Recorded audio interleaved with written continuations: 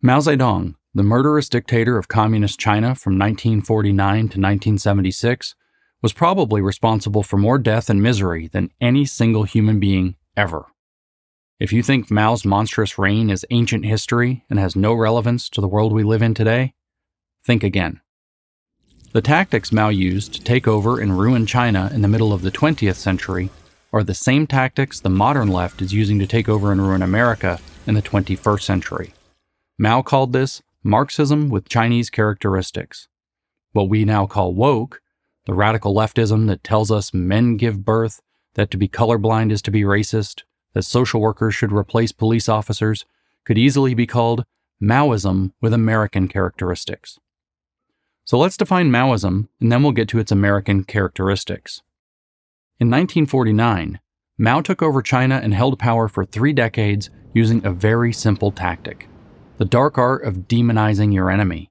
I call it hatecraft. What Mao did was divide everyone in China into 2 categories: the people, who agreed with his agenda, and the enemies of the people, who did not agree with his agenda.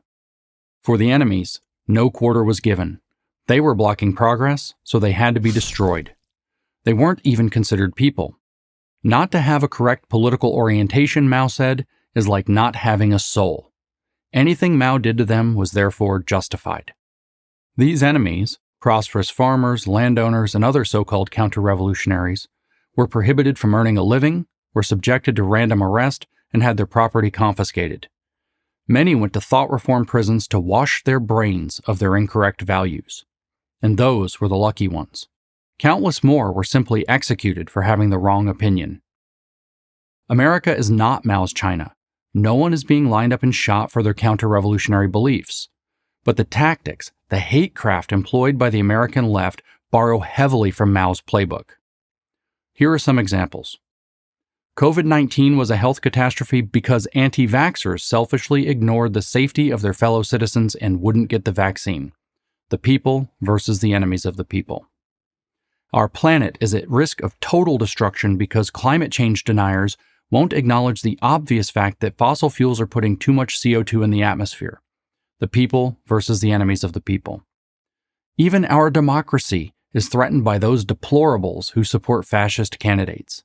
The people versus the enemies of the people. Mao combined his hatecraft with a formula he called unity, criticism, unity. Here's how it worked. The state announced the need for national unity. Everyone was invited to join.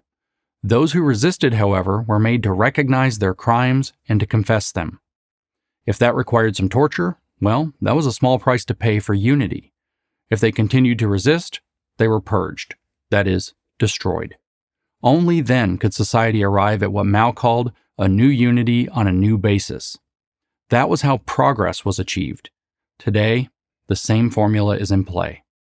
We might imagine a diversity, equity, and inclusion DEI coordinator in a business or university saying, "We just want a place where everyone feels like they belong, but because of systemic racism and sexism, some members of our community don't feel included." But who's responsible for that systemic racism and sexism? Answer: anyone who doesn't agree with the DEI worldview, which would include most of the people in the room. This privileged majority must acknowledge their own complicity in this systemic oppression or risk being purged, or, in today's terms, canceled. Only then can we all move forward together into a new, sustainable, and inclusive future. In Mao's China, the process was so vicious that people would do almost anything to avoid being tagged an enemy of the people. Thus, they were made to conform. Today in America, you're not called an enemy of the people, you're called racist or transphobic or homophobic or something phobic, and the fear of that is enough to make most people conform. This is pure Maoism. During his notorious Cultural Revolution from 1966 to 1976, Mao recruited his Red Guard right out of high school and college. Students were encouraged to denounce long-cherished Chinese values and to publicly humiliate their rightist teachers and professors. Even family members were not immune to their attacks. The students did all these things and more, including desecrating historic and religious sites. The parallels to modern American campuses aren't exact, of course, but they're close enough for alarm. Mao's been dead for almost half a century, but Maoism is alive and well in America. We call it woke, but it's really Maoism with American characteristics. It must be stopped before it destroys our country, and we can only stop it if we understand it, learn its tactics, and expose them. Consider yourself warned. I'm James Lindsay, founder of New Discourses for Prager University. Thank you for watching this video. To keep PragerU videos free, please consider making a tax-deductible donation.